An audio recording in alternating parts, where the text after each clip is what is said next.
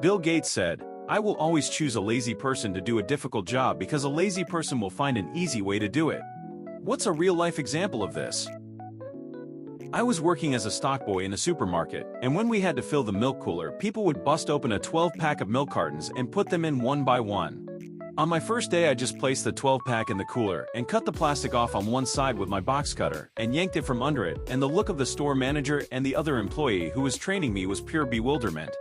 From that day, everyone did it my way. Haha, I did this during the start of the pandemic with paper towels on an empty shelf, thanks COVID panic buyers. Instead of opening the box of single-roll paper towels and placing them on the shelf, L just cut off the bottom of the box and slid the rolls right out. Worked as a laborer at a nursery one summer. Daily tasks included manually watering 15,000 plants each day. Put together a back-of-the-napkin plan to build an irrigation system and spent the next few weeks building it with some money from the boss.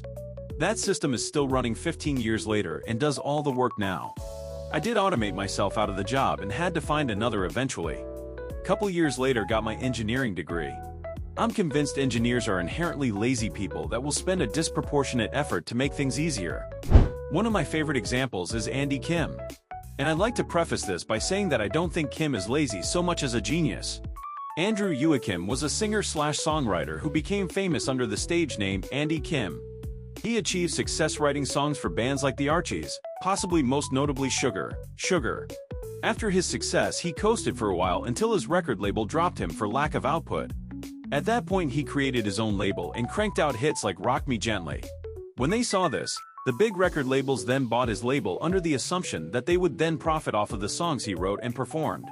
He then very shortly stopped writing songs and largely lived off the sale of his label. Work smarter, not harder. When Carl Friedrich Gauss, the famous German mathematician and physicist, was in elementary school, around 1784, his class was assigned the busy work task of adding all the numbers from 1 to 100, 1 plus 2 plus 3 plus 4, and so on. This usually kept the class quiet for half an hour or so. 7-year-old Carl was sitting quietly with the correct answer, 5050, while the rest of the class was just starting, so the surprised teacher asked him how he came up with the solution. He replied that he added 1 and 100 and got 101. Then he added 2 and 99 and got 101, 3 plus 98 equals 101, and so on. He realized there was a pattern of 50 pairs of numbers with each pair adding up to 101. And 50 times 101 equals 5050. When I was in college, I had a job at an Italian fast food place with a reputation for its breadsticks. They came in frozen and needed a bit to thaw, so we'd take a giant 3x4 FT aluminum baking sheet, spread them out in a single layer with no spaces and cover it with a plastic bag, then leave it sit in the walk-in overnight. The next day you'd have to get a pair of tongs and move each stick to a new tray, turning them over, then cover the new tray with the bag and let them sit on racks for a couple of hours before brushing on the garlic butter sauce. This was tedious enough that you'd usually be ready to brush the butter on the first tray as soon as you turned the last tray. I was given this task for the first time one morning and just did not want to deal with it. I realized if I put the second tray upside down on top of the first one, then turned it over and took the first tray out, I got exactly the same results. Blew the boss's mind when I did the 3-hour job in about 15 minutes. I was given a $0.05/hour raise. Ah, yes. 5 pence seems adequate for saving 3 hours each time. I had a manager in my 20s who detested the fact I turned a 2-hour process into a 15-minute process. It exposed how much lazier he was compared to me because when the higher-ups learned from other people at my level that I created the program, they took me aside and told me he took credit for it. They asked me how I felt about that. I told them what decisions they make regarding the manager's character is their decision. Just put yourselves in my shoes and consider it from that angle. They did nothing, and I took the concept to a competitor who invested the money into making the program more robust and proprietary. My name was line 1 on the patent and trademark documents, and I did well enough to semi-retire at 45. I credit Lee Iacocca for the inspiration. He went through a similar problem with higher-ups at Ford, and his answer was to take his brain to Chrysler, who would value it. My boss put my name in for leading a project group shortly after I joined the company. I had no experience whatsoever about project managing, yet he still demanded that I lead the group of 12 people. All way smarter guys, tech background and shit. These guys are like magicians for me, and with way more time at the company. I'm a business guy who's too dumb for balance sheets, that's why I'm in HR, and because I quite like the field the most. So we started the first meeting.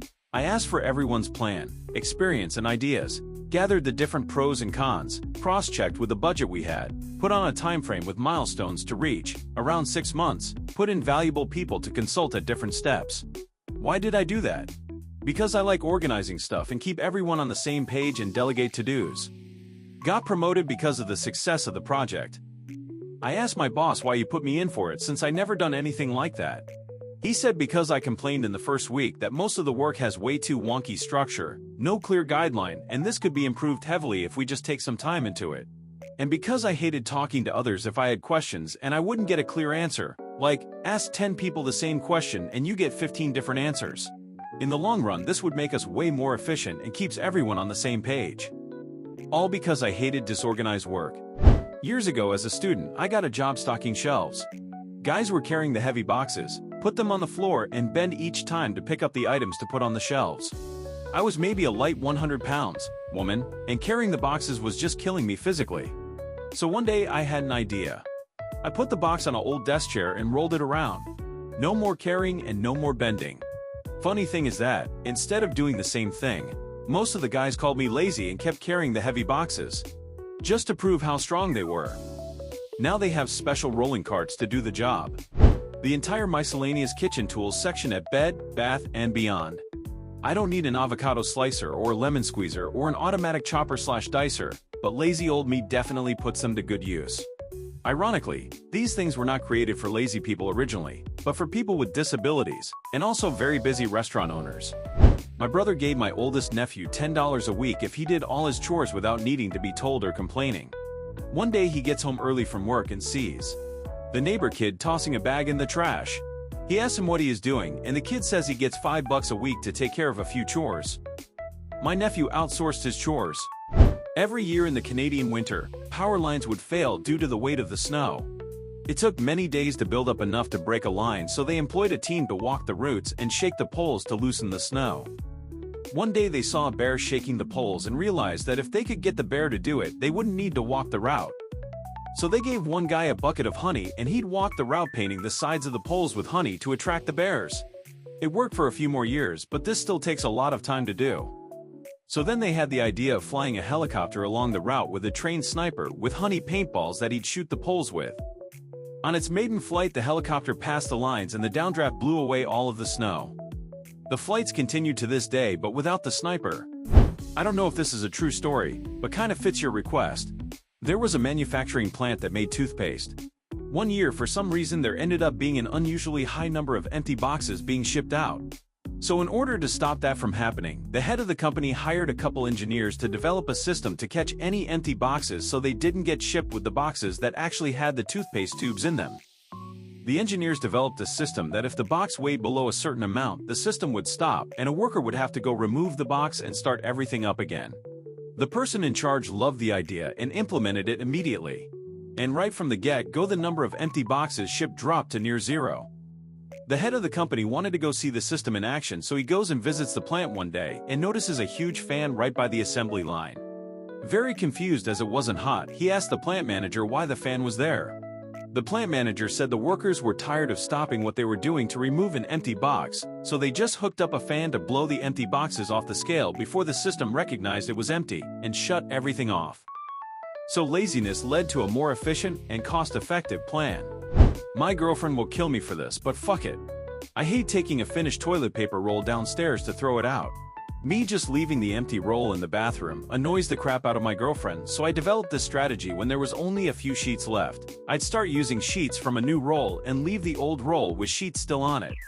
That way, she'd always be the one to finish the roll and have to take the empty one downstairs.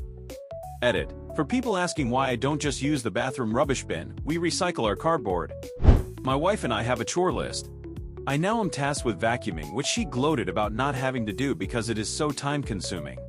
I bought a Roomba and now the house is cleaner than ever, and all I have to do is press a button on my phone. My friend applied for a job at a company that works on autonomously driving systems for cars. During the interview, he was asked whether he likes cars. His answer was that he absolutely hates to drive. He got the job. At my last job, a truck suspension shop, we did inventory every December and it was someone's job to count all the washers and screws of every size. It was my first inventory, and I casually mentioned that they should just weigh 10 screws or washers, then weigh them all and divide the weight to get the count. Everyone looked at me like I had given them the key to the universe. Counting washers and screws went from a day or two to just an hour. Mail delivery. You know, it was a lazy genius who came up with the idea to have localized mailboxes in each neighborhood instead of individual boxes on each home. The bow. Throw a spear while running? I'm too fat for that. Let me put this string on this stick and make a small spear. In my teens, I started working at a local grocery store and was hired in the deli/bakery department. Every morning, one person made salads. 2 people brewed the fresh gallon sweet tea, and 2 people created/prepped the deli counter ready-to-go meals. One week we had a bad flu case hit us and we were severely short on staff. I grabbed the grocery cart and started brewing tea. While it brewed, I made the salads. Instead of taking each gallon tea to the other side of the store one at a time, I would place them in the grocery cart and continue brewing and stacking till the cart was full, because fuck walking back and forth. Usually by the time it was full, I was finished with all morning prep and was able to help the cook make breakfast and prep for lunch. The manager saw this and turned it into my full job in the morning.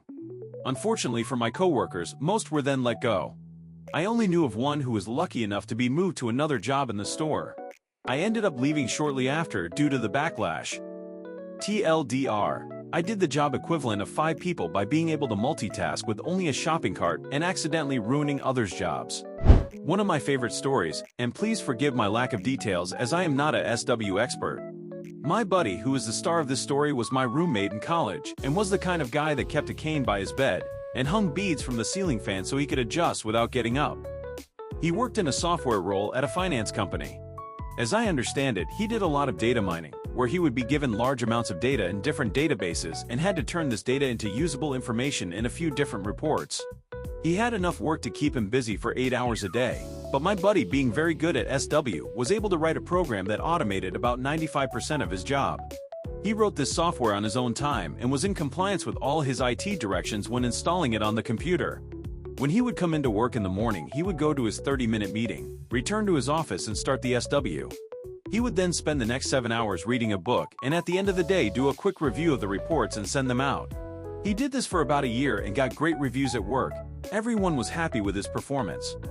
When it was time for him to move on to another job, better pay, more interesting, and as he said, I can only read so many books, he told his bosses about this program and offered to sell it the company so they did not need to hire a replacement. His offer was $25K, which is quite reasonable since his salary was more than double that. The company, thinking they were smart, figured the SW was already on the computer and he had showed them how it worked. They would just end his employment on that day and take it for free. What his company didn't know is my friend doesn't trust people and built into the software that once a month he had to enter some password or the SW would shut down. About 3 weeks after they let him go, they called offering him $25K for the password, but at this point he was pissed and was countered with $50K. After some back and forth, I think they settled on $40K. Nice payday for him. This one is a classic. Late to the party, but this one is too good to pass up.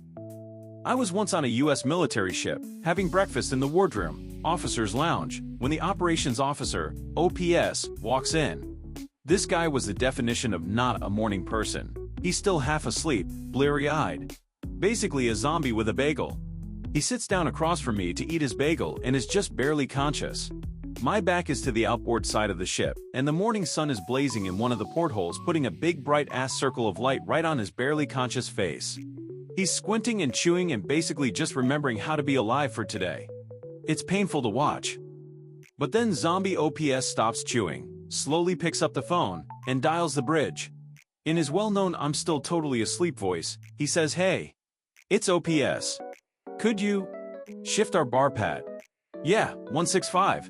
Thanks." And puts the phone down. And then he just sits there, squinting, waiting. And then, ever so slowly, I realize that that big blazing spot of sun has begun to slide off the zombie's face and onto the wall behind him. After a moment, it clears his face and he blinks slowly a few times, and the brilliant beauty of what I've just witnessed begins to overwhelm me. By ordering the bridge to adjust the ship's back and forth patrol by about 15 degrees, he's changed our course just enough to reposition the sun off of his face. He's literally just redirected thousands of tons of steel and hundreds of people so that he could get the sun out of his eyes while he eats his bagel. I am in awe. He slowly picks up his bagel, and for a moment I'm terrified at the thought that his own genius may escape him, that he may never appreciate the epic brilliance of his laziness, since he's not going to wake up for another hour. But between his next bites he pauses, looks at me, and gives me the faintest, sly grin, before returning to gnaw slowly on his zombie bagel. Thanks for watching. If you liked what you saw, make sure to give a thumbs up, subscribe, and ring the bell for more videos. See you soon again.